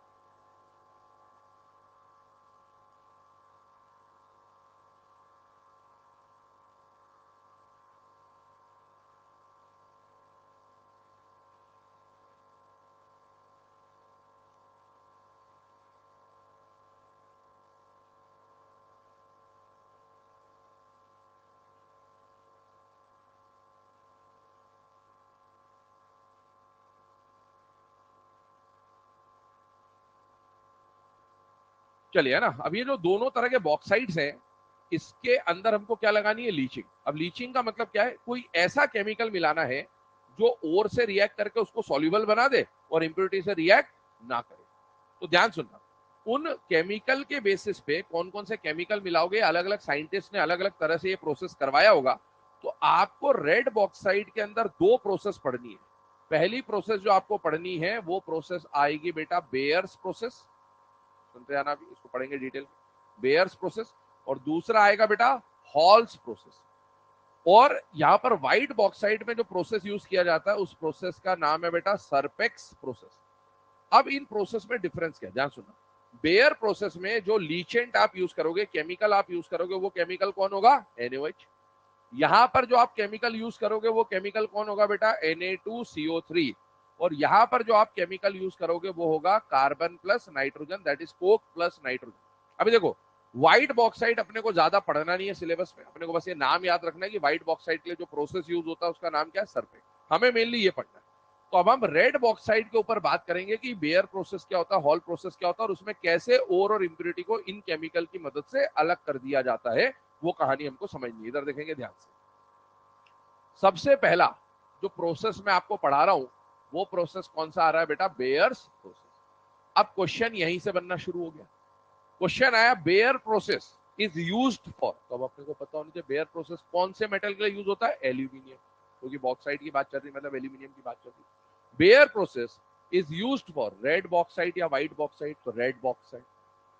इन Bayer process the impurity with bauxite और विल बी ऑफ, तो आयरन ऑक्साइड की इंप्योरिटी मिलेगी। Bayer process is a type of crushing process, concentration process, reduction reduction सब दे देगा। तो कौन सी प्रोसेस है, concentration. Physical method of concentration या केमिकल मेथड ऑफ, यही क्वेश्चन बनेंगे इस पूरे चैप्टर में, ऐसे ही क्वेश्चन बनते, ठीक है। The bare process is a type of navigation, gravity separation, leaching, magnetic separation. तो हमें पता होना चाहिए लीचिंग का प्रोसेस है, ठीक है। अब आगे बढ़ता हूं। बेयर प्रोसेस में इसका लॉजिक समझो, मैं पहले लॉजिक ही बता देता हूं आपको कि क्या है। एक बात बताओ, NaOH कौशिकता है कि नहीं अपने, है। अभी कुछ दिन पहले हमने K2Cr2O7 का प्रिपरेशन पढ़ा, क्या पढ़ा था, उसका प्रिपरेशन चालू हुआ था क्रोमाइट से, FeCr2O4। अब वो FeCr2O4 का फॉर्मूला मैंने डॉट में लिखा था आपके सामने, FeO.Cr2। आप देखो वहां पर भी FeO था और वहां पर भी Cr2O3 था। FeO का नेचर होता है ये मेटल ऑक्साइड है, बेसिक है। और Cr2O3 वहां पर था वो एम्फोट्रिक था, वैसे यहां पर Al2O3 भी एम्फोट्रिक। दो ऑक्साइड है आपके पास, आयरन का ऑक्साइड और एल्यूमिनियम का ऑक्साइड। इनमें से ये बेसिक है और ये। अब आपको कोई ऐसा केमिकल मिलाना है जो इससे तो रिएक्ट करे और इससे रिएक्ट, तो बेस से कौन रिएक्ट नहीं करेगा, बेस। बेस से रिएक्ट नहीं करता, पर क्या वो बेस एम्फोट्रिक से रिएक्ट करेगा, हाँ करेगा। तो आपने इसलिए तो बेस मिलाया, यही प्रोसेस। तो आपको ऐसा केमिकल मिलाना था जो इंप्योरिटी से रिएक्ट ना करे लेकिन ओर से रिएक्ट करे। और क्योंकि ये बेसिक है और ये एम्फोट्रिक है, तो भाई जो सूटेबल रिएजेंट बनता है वो बेसिक ही बनता है, इतना लॉजिक होना चाहिए। तो बेस से रिएक्ट नहीं करेगा लेकिन बेस एम्फोट्रिक से रिएक्ट कर जाएगा। और क्या कौशिक दाग की जनाबे अली वाली रिएक्शन अपन ने पढ़ रखी, हाँ। तो वहां पर क्या बनते थे, एल्यूमिनेट। क्या बनते थे, एल्यूमिनेट। तो सोडियम का एल्यूमिनेट बन गया। अब मुझे बताओ अगला, सर ये वाली बात समझ में आ गई है, ये सेम है, बिल्कुल सेम रिएक्शन, कुछ नहीं करना, दिमाग लगाने नहीं, जो यहाँ लिखा वो यहाँ लिखना। क्यों सर ऐसा क्यों, ये तो Na2CO3, हाँ बिल्कुल। Na2CO3 बना कैसे, NaOH प्लस H2CO3। कैसे बना, NaOH plus H2CO3 acid base का रिएक्शन करा तभी सॉल्ट बनेगा। इसमें बताओ NaOH is a strong base and H2CO और बेसिक आएगा तो NaOH डोमिनेट कर रहा होगा हर जगह, और NaOH डोमिनेट करेगा तो यही वाली रिएक्शन बन जाएगी। बस हाँ, दोनों ने केमिकल अलग अलग यूज करे तो नाम अलग अलग है, बाकी कहानी अंदर की पूरी सेम है, डब्बा अलग है मिठाई सेम है। आइए बात करते हैं बेयर प्रोसेस की। बात करें बेयर प्रोसेस में क्या है, आपने सबसे पहले बॉक्साइट ओर लिया। बॉक्साइट ओर क्या है, Al2O3.2H2O। इसके साथ इंप्योरिटी में कौन प्रेजेंट है, आयरन ऑक्साइड, मैंने FeO लिख दिया केवल। ये आपका ओर है और ये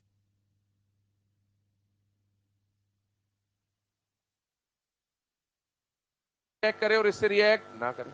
और वो केमिकल कौन लिया आपने,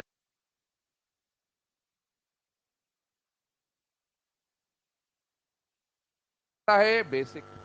ये कैसा है, बेसिक। तो बेस से रिएक्ट नहीं करेगा, ये आपको लिख लेना है, मैंने समझा दिया ना। अगर आपको बाद में लगे कंफ्यूजन हो तो लिख लेना ये बात। और ये कैसा है, M4। तो क्या ये दोनों रिएक्ट कर जाएंगे? हाँ। तो ये दोनों रिएक्ट करके प्रोडक्ट बनाएंगे और ये पीछे ही रह जाएगा। और जब ये दोनों रिएक्ट करेंगे तो कौशिक दा की जनाबे अली से रिएक्शन में हमने पढ़ा था सोडियम मेटा एल्यूमिनेट या फिर सोडियम एल्यूमिनेट का फॉर्मेशन हो जाएगा।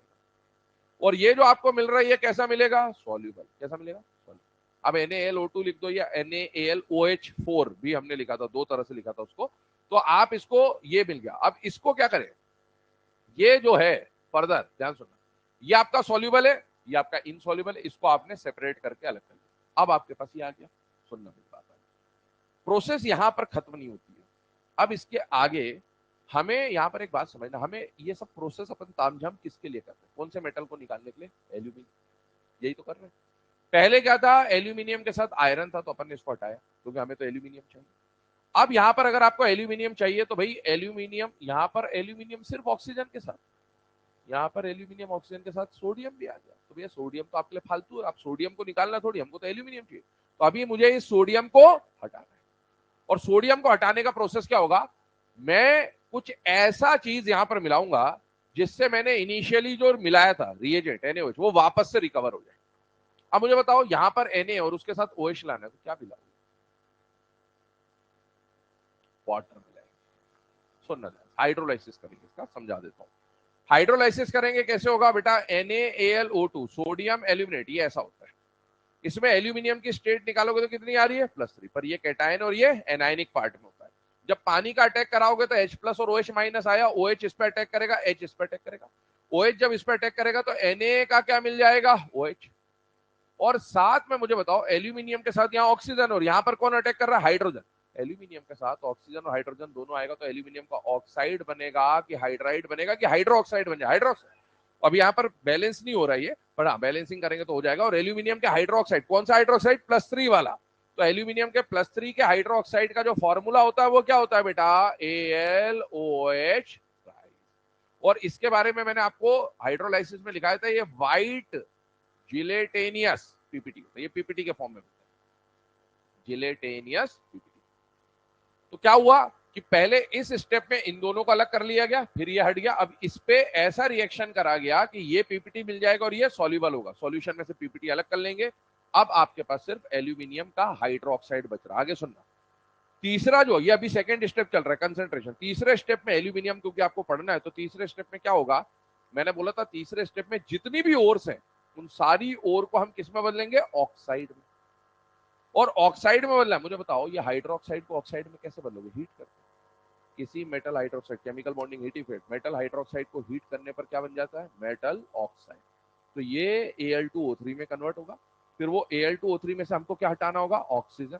तो हम उस पर रिडक्शन लगाएंगे, ऑक्सीजन हटाएंगे, फिर ऑक्सीजन हटने के बाद कौन बचेगा? एल्यूमिनियम। उस पर रिफाइनिंग लगा देंगे। तो वो हम लोग आगे पढ़ेंगे, बट हाँ इस तरह से इसका पूरा प्रोसेस चलेगा। आगे बढ़ता हूं अगली प्रोसेस पे। बेयर प्रोसेस के बाद सेकंड नंबर की जो प्रोसेस आ रही है वो कौन सी प्रोसेस आ रही है बेटा? Halls process. हॉल्स प्रोसेस में बिल्कुल कहानी सेम है। आपने Al2O3.2H2O लिया, साथ में आपके पास इंप्योरिटी में कौन है? FeO। बस आपने इस बार जो लीचेंट मिलाया है वो NaOH के बदले क्या मिला दिया? Na2CO। अब देखो यहां पर NaOH मिलाया था, उसी को रिकवर किया, यहां Na2CO3 मिलाया, उसी को रिकवर करेगा। ठीक, सुनते जाना। रिएक्शन का प्रोडक्ट बिल्कुल वही बनाओ, कोई उसमें परेशानी नहीं, पहला प्रोडक्ट वही बनेगा। अब आपने ये जो मिला, ये आपका सॉल्युबल है और ये इनसॉल्युबल है, तो इसको तो सेपरेट कर लिया। अब आपके पास ये बच गया। अब इसमें सोडियम हटाना है। सोडियम हटाने के लिए मैंने ऊपर क्या मिलाया था? पानी। यहां पर पानी भी मिलाऊंगा। पानी के साथ अब मुझे क्या बनाना है? कार्बोनेट। एक बात याद करो, एस ब्लॉक में आपको बोला था किसी भी चीज का कार्बोनेट कब बनता है? मैंने बोलता हाइड्रोजन से रिएक्शन करेगा हाइड्राइड बनाएगा, पानी से रिएक्शन करेगा हाइड्रोक्साइड बनाएगा, ऑक्सीजन से रिएक्शन करेगा ऑक्साइड बनाएगा। कार्बोनेट कब बनता था? जब CO2 से रिएक्शन होता था। किससे? पर CO2 ड्राई एयर वाले पार्ट में था या मॉइस्ट एयर वाले पार्ट में था? Moist air. CO2 कभी भी रिएक्शन डायरेक्ट नहीं करता, उसको क्या चाहिए होता है? मॉइस्चर। तो पहले आपने मॉइस्चर दिया, मॉइस्चर देने पर क्या बन जाएगा? NaOH। और फिर उस NaOH पे आप क्या पास कर दोगे बेटा? CO2। और जब कार्बन डाइऑक्साइड पास करते हैं तो lime water turns milky Wilkie वाला कहानी हो रहा है। यहां पर इसका क्या बन जाएगा? कार्बोनेट बन जाएगा। वहां पर कैल्शियम का कार्बोनेट बनता था, यहां पर सोडियम का कार्बोनेट बन जाएगा। तो एक प्रोडक्ट तो आपका क्या बन जाएगा? Na2CO3। ये बिल्कुल वैसे ही है। वहां पर लाइम वाटर होता था, COH ट्वाइस। लाइम वाटर में CO2 पास करते थे, CaCO3 बनता था। NaOH में CO2 पास करोगे Na2CO3 बन जाएगा, और ये जो AlOH थ्राइस है ये तो एज इट इज आपको मिल ही जाएगा। तो इस तरह से आपको यहां पर क्या मिल गया बेटा, अगेन व्हाइट जिलेटेनियस PPT। तो ये आपका प्रेसिपिटेट मिल जाएगा इस तरह से। अब इस पे मैंने आगे की कहानी बताई, इसको पहले अपन आगे तीसरे स्टेप में ऑक्साइड बनाएंगे, फिर ऑक्साइड का रिडक्शन करेंगे और फिर क्या करेंगे, रिफाइन। चलिए नोट करने से ये आपका बेयर्स और हॉल प्रोसेस। एल्यूमिनियम का जो लीचिंग का प्रोसेस है वो यहाँ पर कंप्लीट होता है। इसके बाद अब हमें गोल्ड और सिल्वर की कहानी पढ़नी है, जिसको साइनाइड प्रोसेस है, 2 स्टेप का प्रोसेस है।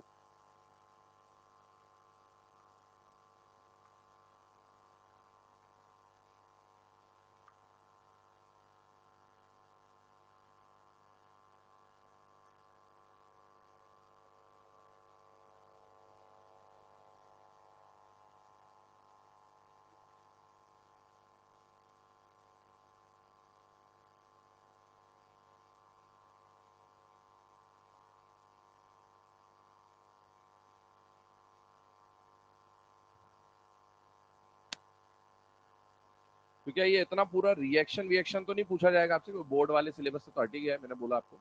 पर आपको नाम जरूर पता होना चाहिए किस प्रोसेस को कौन से मेटल के लिए अप्लाई कर रहे हैं और उसमें कौन सा केमिकल यूज किया।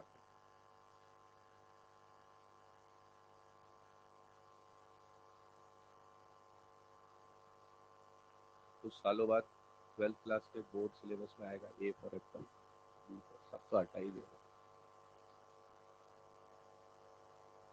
है। 2 बार बोर्ड होगा, हाँ। वही वो ऐसे FA वाला जो काम चलता था बचपन में, वही करना चाह रहे हैं। उसमें से फिर 100 में से 40 नंबर की एक्टिविटी रख देंगे, पास कर दो बस कैसे भी।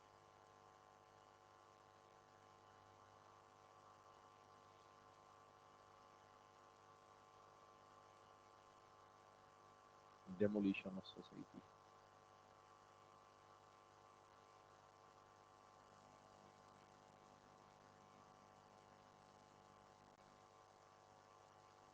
लिख लिया भाई, जल्दी लिखो फटाफट।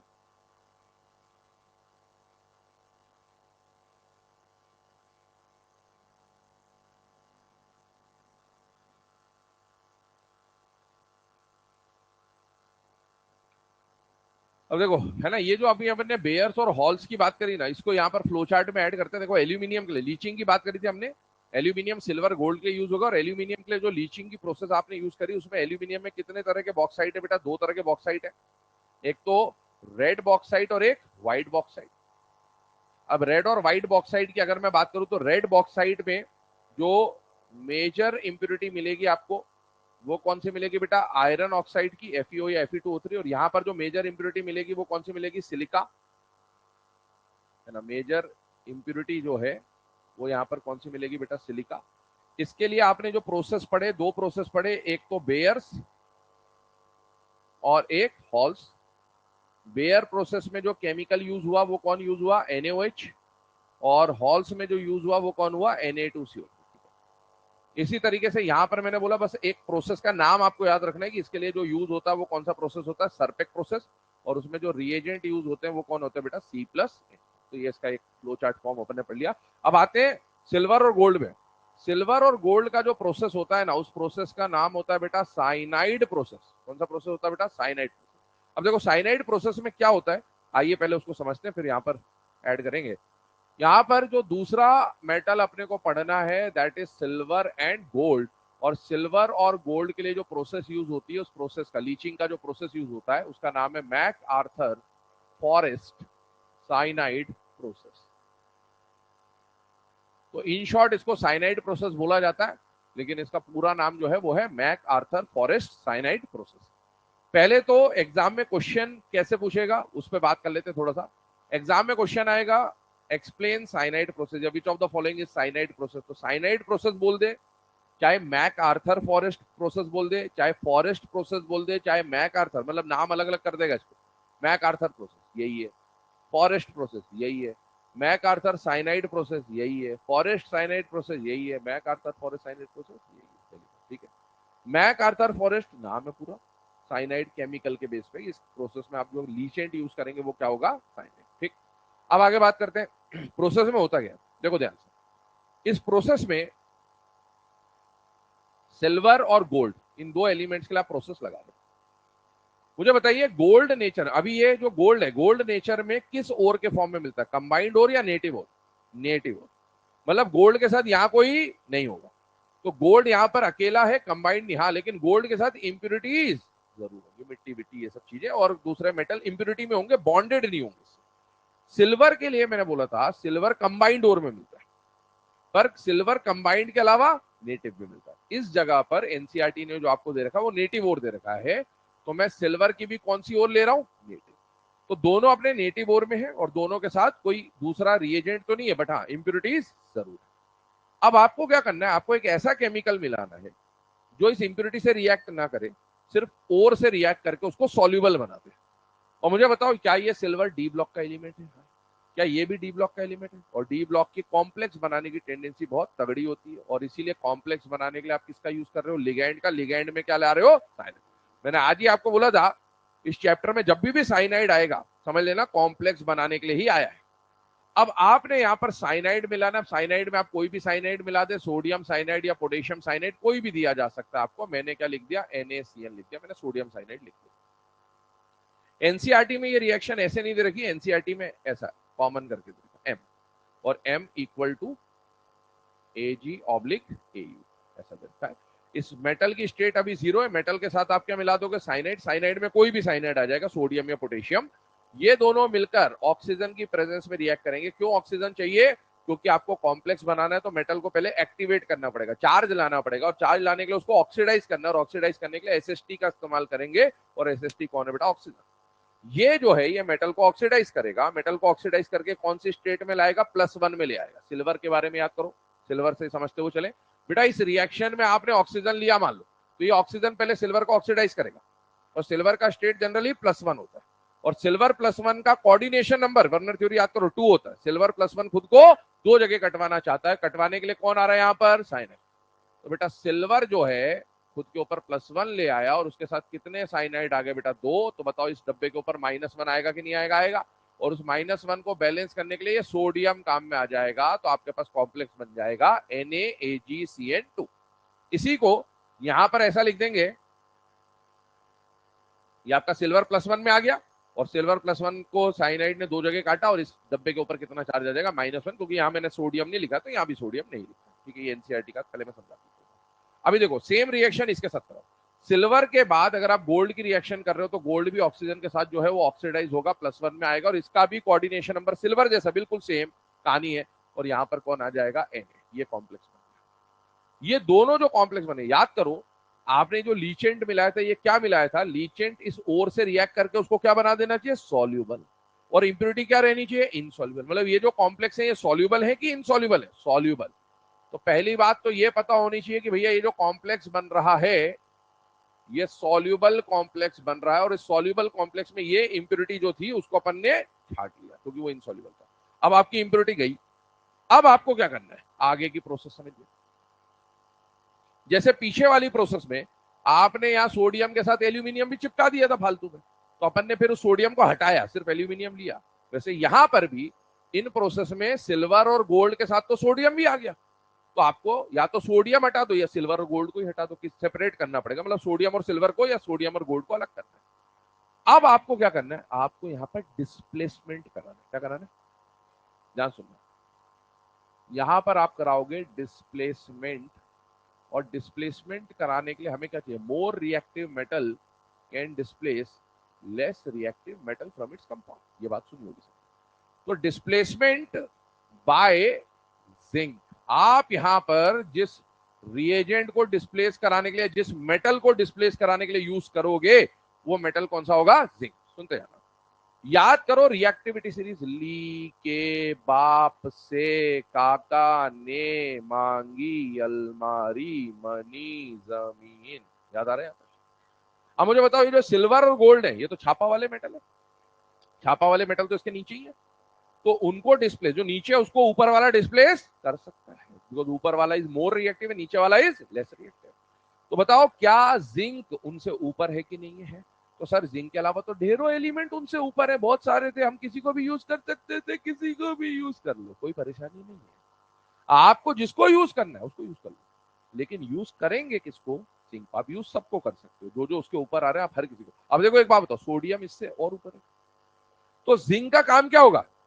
नीचे वाले को तो डिस्प्लेस कर देगा, लेकिन सोडियम को डिस्प्लेस, इसमें दोनों चीजें, नीचे वाला भी और सोडियम भी है। जिंक जब आएगा तो सोडियम का कुछ नहीं बिगाड़ पाएगा, लेकिन सिल्वर को उठा के बाहर फेंक देगा, खुद बैठ जाएगा उसकी जगह। जिंक जब आएगा गोल्ड को उठा के बाहर फेंक देगा, खुद बैठ जाएगा उसकी जगह। और जिंक जब आएगा तो जिंक का कोऑर्डिनेशन नंबर 4 होगा। सिल्वर का कॉम्प्लेक्स 2 साइनाइड वाला बन रहा है, जिंक का 4 वाला बनेगा, वो अपने को ट्रांजिशन करना पड़ेगा। तो अपन ने जिंक का यूज क्यों किया?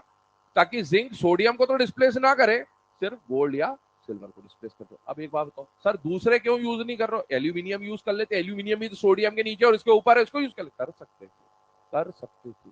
यहां पर मेटलर्जी में बहुत सारे, मतलब एक जगह से दूसरी जगह पहुंचने के लिए ढेरों मेथड्स हो सकते हैं, लेकिन अपन यूज उसी मेथड को करते, क्योंकि यहाँ क्या चाहिए? मुनाफा। ये सारी इंडस्ट्री में होने वाली प्रोसेस है, और इंडस्ट्री में इसके लिए जब भी ऐसा मन में आए ना कि सर ऐसा भी तो कर सकते, तो उसका एक ही 2 रीजन है, बता दे रहा हूं, हर जगह यही लगेगा। या तो डेल्टा जी, थर्मोडाइनेमिकली जो अपन करा रहे हैं वो ज्यादा फीजिबल होगा, थर्मोडाइनेमिकली स्पॉन्टेनियस होगा, या फिर सस्ता प्रोसेस होगा। तो या दोनों में से ही कोई एक रीजन लगेगा। यहां पर जिंक जो है वो बहुत इजीली चीप होता है, आराम से मिल जाता है। इंडस्ट्रीज में प्रोसेस में बहुत सारा जिंक का पाउडर निकलता है, तो अपन जिंक को यूज करते हैं क्योंकि कॉस्ट इफेक्टिव है। अब देखो, जिंक जब इसको डिस्प्लेस करेगा तो अंदर कौन बैठ जाएगा? जिंक। और सिल्वर को मारी लात बाहर, ये आ गया सिल्वर बाहर, यहां से आ गया गोल्ड बाहर, और जिंक खुद अंदर जाएगा। बेटा जिंक जब अंदर जाएगा तो जिंक पे चार्ज आएगा +2, जिंक का एक ही स्टेट होता है +2, और जिंक +2 में कोऑर्डिनेशन नंबर क्या दिखाता है? 4। तो कॉम्प्लेक्स को अपने को थोड़ा सा मॉडिफाई करना पड़ेगा कि ये कॉम्प्लेक्स अब कैसा बन जाएगा? ZnCN4 टाइप का, और ये कॉम्प्लेक्स भी कैसा बन जाएगा? ZnCN4 टाइप का। डब्बे पे कितना चार्ज आ रहा होगा? -2 तो उसको बैलेंस करने के लिए कितने सोडियम लगेंगे? 2, और यहां पर भी क्या लगेंगे? 2 सोडियम। ये जो कॉम्प्लेक्स बना है ये सॉल्यूबल है, और ये जो सॉल्यूबल है इसके अंदर आपको कौन मिल रहा है? सिल्वर। इसके अंदर कौन मिल रहा है? गोल्ड। ये ऐसा सपोज करो कि एक सॉल्यूशन है, ये पूरा सॉल्यूबल है, और इस सॉल्यूबल सॉल्यूशन के अंदर आपको नीचे छोटे छोटे गोल्ड के पार्टिकल्स पड़े हुए मिलेंगे, या छोटे छोटे सिल्वर के पार्टिकल्स इस सॉल्यूशन के अंदर आपको पड़े हुए दिखेंगे, उसको आप निकाल लोगे। अब एक बात करो, यहां पर प्रोसेस देखो, मैंने बोला था किसी की भी मेटलर्जी 5 स्टेप में होती है ना? या तो पहला क्रशिंग, ग्राइंडिंग, पल्वराइजेशन, वो आपने इसमें करा होगा ओर के साथ, पहले नेटिव ओर जब निकाली। सेकंड स्टेप क्या करा आपने? कंसंट्रेशन। कंसंट्रेशन के बाद मैंने क्या बोला था? Conversion into oxide reduction. इसमें कुछ भी नहीं होगा, अरे आपको लास्ट में मेटल को प्यूरिफाई तो करना होता है। यहाँ तो मेटल पहले ही मिल गया, यहां पर तो मेटल का हाइड्रोक्साइड मिल रहा था। इस हाइड्रोक्साइड को पहले ऑक्साइड बनाऊंगा, ऑक्साइड के बाद ऑक्सीजन हटाऊंगा, ऑक्सीजन हटाऊंगा तब एल्यूमिनियम मिलेगा, और जब एल्यूमिनियम मिलेगा तब उसकी रिफाइनिंग करूंगा। इसमें पहले ही मिल गया मेटल। अब इस मेटल की सिर्फ लास्ट में अपन एक बार प्यूरिफिकेशन की प्रोसेस पढ़ेंगे। तो यहां पर 6 मेटल है आपके पास सिलेबस में, ध्यान सुनना। Sodium, aluminium, iron, copper, silver, gold. Silver और गोल्ड की मेटलर्जी यही शुरू हुई है और यही खत्म हो गई। सिल्वर और गोल्ड की प्रोसेस अब आगे नहीं पड़ी। अब आगे अपन जो भी बात करेंगे वो 4 मेटल के रिस्पेक्ट में बात करेंगे, जिसमें से एल्यूमिनियम की कुछ कुछ बातें आपने पढ़ी, कुछ आगे भी कंटिन्यू चलेंगी, और बाकी जो दूसरे मेटल है आयरन, कॉपर, सोडियम, वो भी आगे आएंगे, मतलब 4th 5th स्टेप में आएंगे। बट खैर यहाँ पर ये सिल्वर की पूरी प्रोसेस है, ये अपने को पता होना चाहिए। इसका नाम क्या आ गया बेटा? मैं करता फ्लोरोसाइनाइड प्रोसेस। यहाँ पर इसके बारे में लिख भी दे रहा हूँ, ध्यान से देख लेना। साइनाइड प्रोसेस में आप जो केमिकल यूज करोगे वो कौन सा होगा? साइनाइड। और पहले तो reaction with cyanide and then displacement by zinc, ये आपका प्रोसेस हो जाएगा। अच्छा एक बात और बताओ, मेटलर्जी के कितने टाइप के प्रोसेस बोले थे? 3। इलेक्ट्रोमेटलर्जी, पायरोमेटलर्जी और हाइड्रोमेटलर्जी। हाइड्रोमेटलर्जी का मतलब क्या होता है? वाटर या सॉल्यूशन, वाटर या सॉल्यूशन। क्या आप इसमें इनका सॉल्यूशन बना के मेटलर्जी कर रहे हो? हाँ। याद करो मैंने बोलता सोडियम और एल्यूमिनियम के लिए क्या लगेगी? इलेक्ट्रो। आयरन और कॉपर के लिए क्या लगेगा? पायरो। और सिल्वर और गोल्ड के लिए क्या लगेगा? हाइड्रो। ये सिल्वर और गोल्ड की हाइड्रो मेटलर्जी, आपने सॉल्यूशन बना के इसका मेटलर्जी प्रोसेस किया है। ये दोनों प्रोसेस किस कैटेगरी के अंदर आ रहे हैं बेटा? Hydro metallurgy. क्या लो ग्रेड कॉपर के लिए भी हाइड्रो मेटलर्जी यूज किया जा सकता है? हाँ। तो मैंने आपको बोला था कॉपर दो तरह के होते हैं, हाई ग्रेड और लो ग्रेड, और लो ग्रेड कॉपर के लिए भी आप मतलब हाइड्रोमेटलर्जी यूज कर सकते हैं। तो ये हाइड्रोमेटलर्जी का एग्जांपल है। यहाँ पर देख लो एनसीईआरटी का जो रिएक्शन है उस पर अगर मैं बात करूं तो ये साइनाइड बन गया। इस साइनाइड का रिएक्शन फिर आप किससे करा दोगे, जिंक से। जिंक अंदर जाएगा तो जिंक कितने साइनाइड वाला कॉम्प्लेक्स बना लेगा, 4 वाला। तो ये जिंक का कॉम्प्लेक्स बन जाएगा, प्लस यहाँ पर मेटल जो है वो आपको अलग से मिल जाएगा। ये कॉमन रिएक्शन है दोनों की।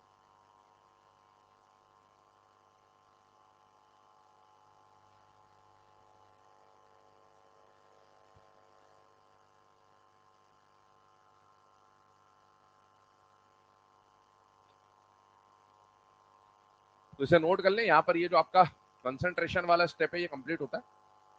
अगले क्लास में मतलब 2 क्लास और लगेंगे, 2 क्लास में कंप्लीट हो जाएगा ये आपका चैप्टर, है ना। अब हो सकता है एक आध लेक्चर में अभी ऑनलाइन बीच में एक आध दिन लूंगा, तो हो सकता है उसी में कंप्लीट करा दूं।